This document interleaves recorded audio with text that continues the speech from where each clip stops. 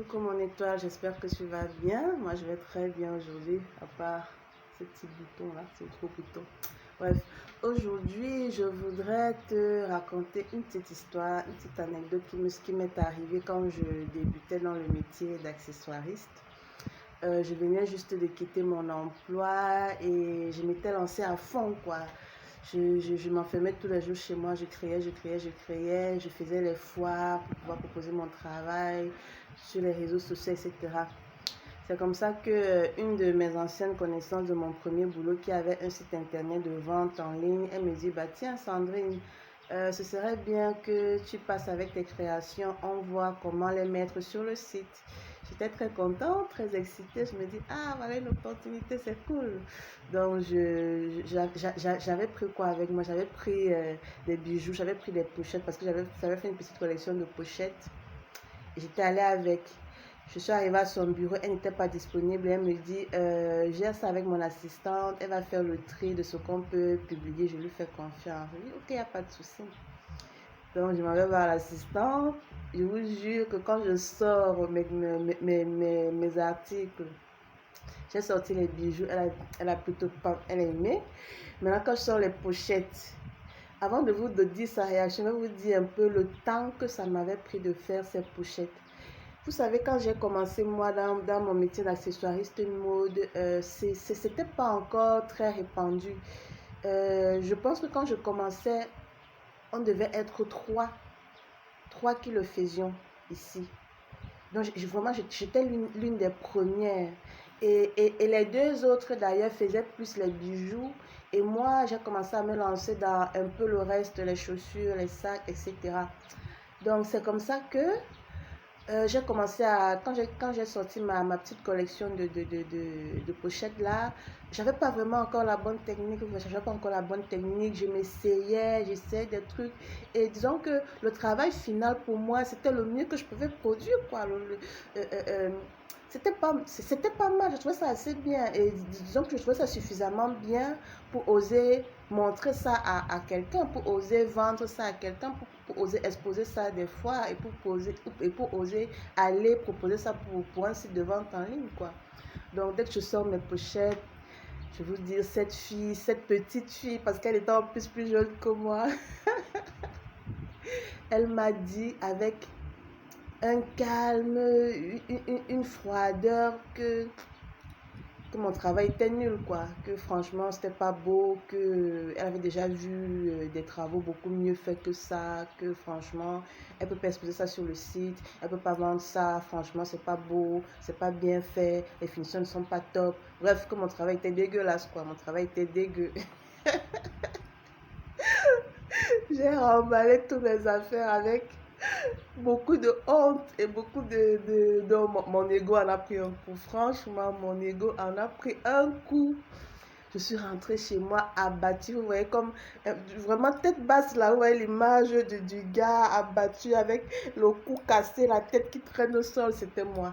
J'étais abattue.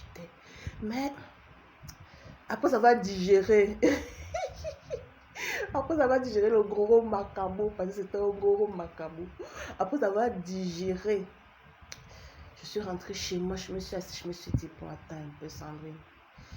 Gars, si tu as dit que ton travail était mauvais, c'est peut-être que quelque part ton travail n'est pas si bon que ça. Du coup, je me suis assise, j'ai réfléchi, j'ai pris sur moi d'accepter ses remarques, d'accepter ses critiques. Vraiment, j'ai pris sur moi d'accepter. Et je me suis rendu compte qu'elle avait raison. Elle avait raison.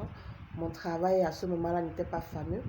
Et je peux même dire que c'est grâce à elle, pas que je peux dire, c'est grâce à elle, c'est grâce à ses remarques que j'ai pu améliorer mon travail. Écoutez, si elle m'avait caressé dans le sens du poil en disant, oh, c'est bien, c'est top, c'est juste parce qu'elle ne voulait pas me froisser, j'aurais continué à produire des choses moches, peut-être ne pas les vendre. Je me serais demandé, mais pourquoi est-ce que je ne les vends pas, alors que c'est parce qu'elles étaient moches, quoi. Bref. À cette histoire, j'aimerais qu'on retienne deux leçons. La première leçon, et pour moi c'est quand même la plus importante, c'est savoir accepter la critique. Il faut savoir accepter la critique sur son travail. En tant que créatrice, Et je pense que tous les créateurs de quelque chose vont se reconnaître là-dedans. On n'aime pas qu'on touche à nos travaux. Donc, quand tu fais quelque chose, du coup, d'emblée, tu te dis que c'est bien, c'est beau, on n'aime pas trop accepter les remarques. Mais en même temps, ce sont les critiques, ce sont les remarques négatives surtout. Parce que les remarques positives, quand quelqu'un te dit que oui, c'est bien, c'est super, en réalité, ça ne t'apporte rien. Ça ne te pousse pas à t'améliorer. Mais quand quelqu'un te dit que non, c'est pas beau, non, essaye de faire comme ça, non, essaye un peu de regarder ce que les autres font, non. Même si sur le coup ça te blesse, et je vous mens pas, ça blesse. Même si sur le coup ça te blesse, mais quand tu prends du recul, quand tu as la présence d'esprit quand même de prendre du recul, tu te rends compte que non, effectivement c'est vrai et que tu dois t'améliorer. Et tu t'améliores, c'est ça qui te fait passer au niveau supérieur. C'est ça qui te fait passer au niveau supérieur. Ça, c'était la première leçon. Accepter les critiques constructives.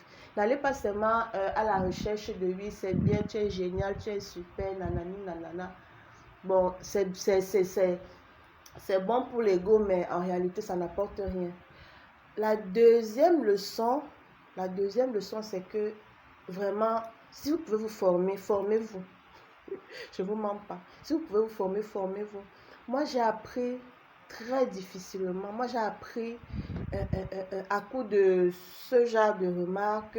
J'ai appris à coup de critiques, de clients insatisfaits, d'insultes des clients, de commencer, recommencer, de jeter à la poubelle de ceci, de ceci. Gagnez en temps. Gagnez en temps et formez-vous. Et formez-vous. Et moi, je suis là pour vous former à ce métier. Toutes les personnes que j'ai formées, elles vont vous dire que vraiment Sandrine, elle ne retient rien. Moi, je vais vous dire des choses que personne ne va vous dire. Déjà, les tutos que vous trouvez sur ma chaîne YouTube, vous fouillez YouTube, vous n'allez pas trouver. Vous allez peut-être trouver des tutos semblables, mais pas avec le même degré de détail, le même degré de clarté, le même degré d'explication. Parce que tous les tutoriels et toutes les formations que je vous donne, c'est pour pouvoir vendre, c'est pour pouvoir vous mettre en face de quelqu'un et proposer un travail bien fait et ne pas être confronté au genre de remarques que moi j'ai eu à subir. C'est pas très plaisant, je vous le dis, c'est vraiment pas plaisant. Si vous pouvez éviter ça et surtout gagner en temps. Donc c'était tout pour aujourd'hui et désolé pour mon gros bouton. Oh là là, qu'est-ce qu'il est moche. Désolé pour mon gros bouton et à très bientôt pour une nouvelle vidéo. Et abonnez-vous, je vous en prie. Abonnez-vous, encouragez-moi, partagez. Voilà, faites grandir la chaîne, qu'on soit plus nombreuses et qu'on s'entraide. Et voilà, je suis là pour ça. Si vous avez besoin d'une formation, il y a déjà 2 formations disponibles. La première formation, c'est la confection des bijoux plats. La deuxième formation, c'est la confection de la sandale. D'autres formations arrivent, mais commencez déjà à prendre les premières formations. Et pour celles qui ne sont pas encore prêtes aux formations payantes, il y a toujours les tutoriels gratuits sur YouTube et abonnez-vous à la chaîne s'il vous plaît. Bye bye.